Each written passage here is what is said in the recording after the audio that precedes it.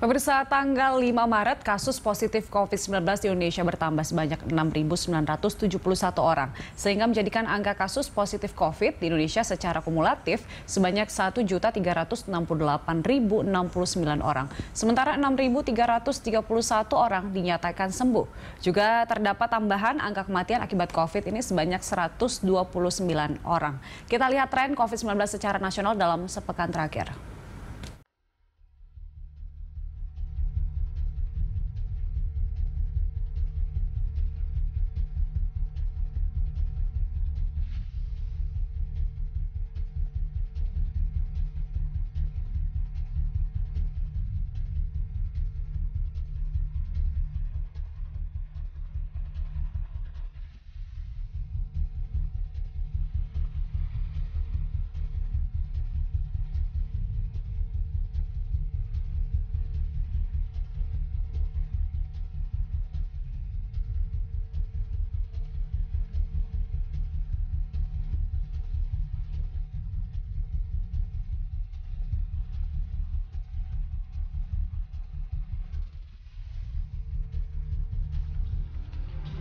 Baik, saya langsung ke Prof. Wiku untuk menjawab ya pertanyaan-pertanyaan tadi ya. Sebenarnya betulkah pendeteksian dini terhadap COVID-19 ini menurun sekarang? Penyebabnya apa, Prof?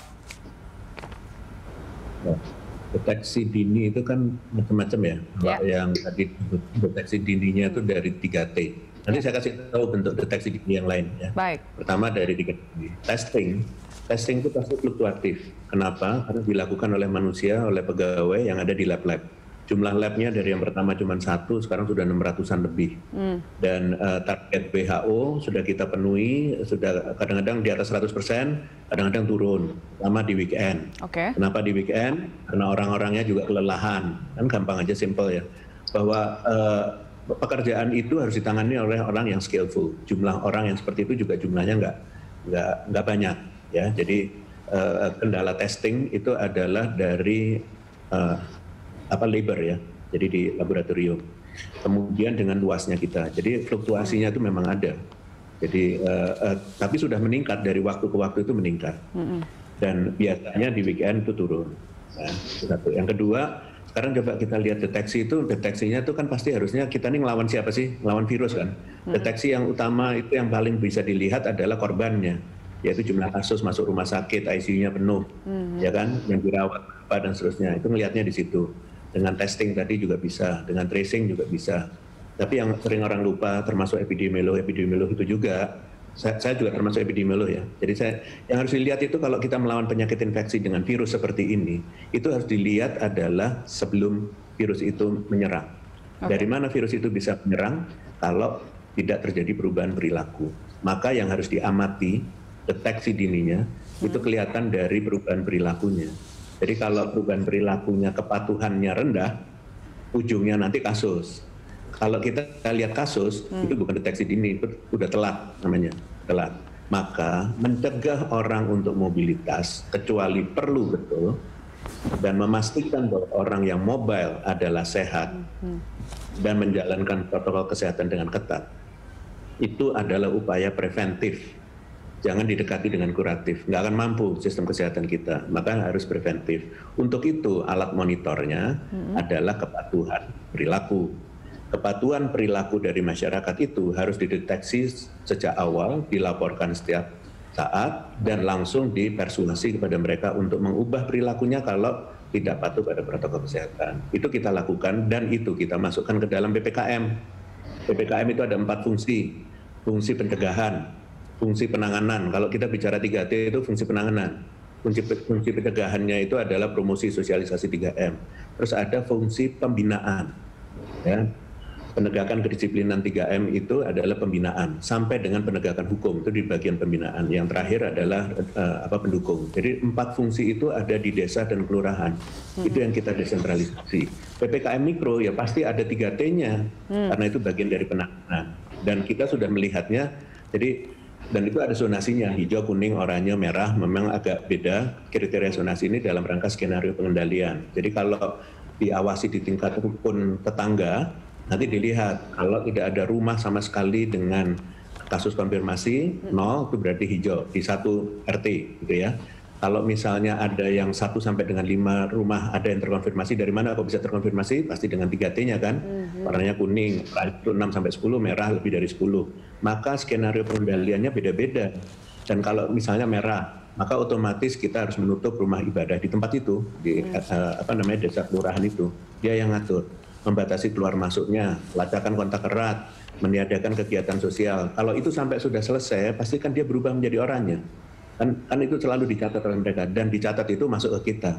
Jadi mindset untuk melihat kasus, angka kematian dan seterusnya, itu memang tetap harus dilihat. Tetapi kita harus lebih ke hulu. Karena melawan virus ini, jangan ditunggu korbannya. Dicegah sebelum dia bisa menular. Gitu ya, dengan cara sosialisasinya itu bagus, dan kepatuhan perilakunya bagus. Dan kita punya mappingnya itu, yang dilaporkan mungkin sekitar 5-10 laporan per detik di seluruh Indonesia oleh Babinsa, Babin Kamtibmas, dan Duta Perubahan Perilaku di seluruh Indonesia. Sehingga kita bisa bikin zonasi kepatuhan perilaku dari masyarakat. Dan tugasnya pimpinan daerah sebenarnya untuk memastikan selalu masyarakatnya patuh. Demikian. Berbicara soal kepatuhan nih Prof Wiku ya, kalau kita lihat DKI Jakarta, ya Pulau Jawa dan Bali ini kan mobilitasnya cukup tinggi, masyarakatnya kesadarannya itu cenderung lebih tinggi juga ya. Tapi kalau misalnya kita lihat daerah-daerah lain, itu sebenarnya apakah PPKM Mikro ini juga akan sudah pasti berhasil di daerah lain dengan kepatuhan level kepatuhan tertentu begitu Prof Wiku? Jadi ngelihat dari PPKM itu, ngelihat mengapa sih kok di Jawa Bali? Karena dia kontribusi kasus 66%. Jadi 70%. Dan kalau dilihat kepatuhannya pasti beda di Jakarta dengan daerah rural ya pasti beda. Pasti di daerah urban lebih ketat pengawasannya, kepadatannya dan seterusnya. Tetapi tidak tertutup kemungkinan yang rural itu nanti dengan sistem PPKM itu yang masuk ke lebih lebih mikro, lebih ke RT RW, maka tanggung jawabnya dikasih ke mereka, dan kita memonitor tuh laporannya setiap minggu itu, hari Minggu selalu kita monitor. Misalnya besok kita akan undang itu desa dan lurah, kepala desa dan lurah untuk laporan apa yang mereka lakukan di PPKM Mikro, berapa ketemu kasusnya, apa masalahnya, sehingga langsung pemerintah pusat dan daerah itu berkoordinasi di situ. Itu kita lakukan selalu rutin, sehingga kita tahu daerah-daerah itu performance-nya. Maka dari itu kondisinya makin lama makin membaik. Soalnya kalau mereka ada masalah, selalu kan mereka bilang, misalnya testingnya kurang, ya akan kita bantu. Dia harus bilang, dia kurangnya apa. Begitu juga petugas-petugas di lapangan. Anggaran misalnya, kan ada dana desa dari Kementerian Desa. Itu juga dipastikan bahwa dananya turun ke bawah, digunakan untuk 4 fungsi itu, dan dilaporkan. Jadi dengan cara seperti itu pengendaliannya menjadi lebih terstruktur. Ini kan memfungsikan birokrasi yang ada.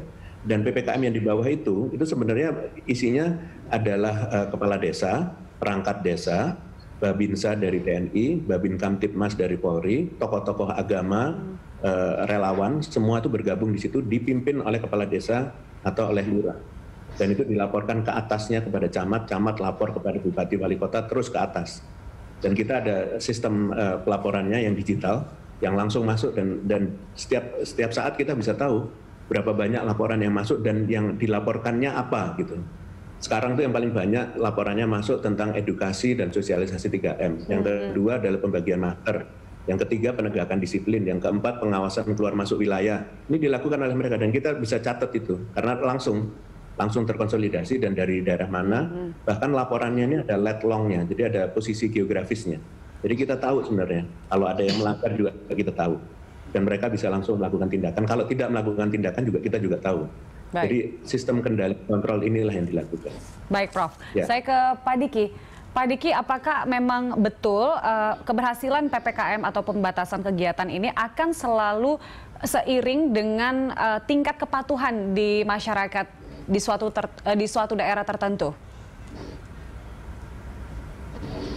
Ya, kepatuhan ini sesuatu yang kompleks ya. Dalam studi perilaku, merubah perilaku itu paling cepat pun yang tercepat rata-rata riset di kisaran 2-3 bulan. Dan itu tidak mudah, banyak faktor. Terutama dari strategi komunikasi risiko yang dijalankan pemerintah itu akan berpengaruh banget. Berpengaruh. Dan saat ini tentu peran infodemik, ya, berbagai masalah rumor, konspirasi yang sejauh ini strategi komunikasi untuk mengadres itu juga belum memadai, ya. Belum memadai. Karena di banyak misalnya media kita melihat misalnya di WhatsApp counter itu masih relatif belum memadai. Kalau bicara misalnya di sinilah, kalau ada isu itu tidak lebih dari 2 jam dalam media yang sama sudah ada counter. Itu termasuk di Singapura. Nah, artinya perubahan perilaku memang atau upaya memperbaiki perilaku tentu harus dilakukan. Namun di sisi lain ini kan tidak bisa berjalan sendiri, semua harus paralel. Nah, menyambung yang tadi Prof. Wiku sampaikan, memang betul deteksi dini ini penting dan memang tidak selalu bergantung pada testing. Dan harus diingat juga bahwa deteksi dini ini harus diikuti dengan terutama isolasi karantina yang akan memutus transmisi dari COVID-19 ini. Nah, permasalahannya sekarang gelombang pertama kita ini belumlah melandai. Artinya ada intervensi yang sifatnya memutus transmisi ini yang dalam hari ini lanjutan dari yang tadi disampaikan Prof. Wiku itu dalam bentuk isolasi karantina yang belum memadai. Sehingga kita ini masih dalam gelombang pertama kita. Gitu. Ini yang artinya sekali lagi apapun yang disampaikan ini perlu direview untuk perbaikan ke depannya. Dan bahwa ada aspek yang sifatnya di pemerintah dan di masyarakat ya memang itu harus kita perkuat dan itu dilakukan secara paralel. Ya. Itu dan sebagai gambaran saja ya, ketika saya terlibat di pandemi SARS ya, tahun 2003 lalu, saya ingat betul yang namanya kapasitas testing kita, saya baru pulang tuh, saya baru jadi epidemiolog penyakit menular, karena epidemiolog itu banyak banget ya, ilmu yang berkembang besar. Nah, ketika saya pulang itu, testing kita itu tidak bisa kita lakukan di Indonesia, harus dikirim ke CDC Atlanta. Yang kita lakukan, pemerintah Depkes saat itu lakukan adalah memutus transmisi dengan melakukan isolasi karantina, termasuk treatment. Karena keterbatasan testing. Jadi deteksi dini mencari kasus ini memang dilakukan dalam kapasitas itu. Tapi yang memutusnya ini dalam bentuk karantina, isolasi, ini yang sangat penting. Dan menjadi, saya kira menjadi faktor yang krusial.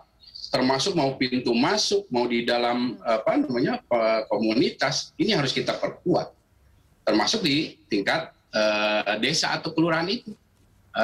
Bagaimana kita perkuat respon atau mau sifatnya mandiri atau difasilitasi seperti itu ya tergantung pada konteks daerah. Tapi harus ada. Ya. Kalau tidak ada, ya bagaimana kita mau memutus transmisi ini?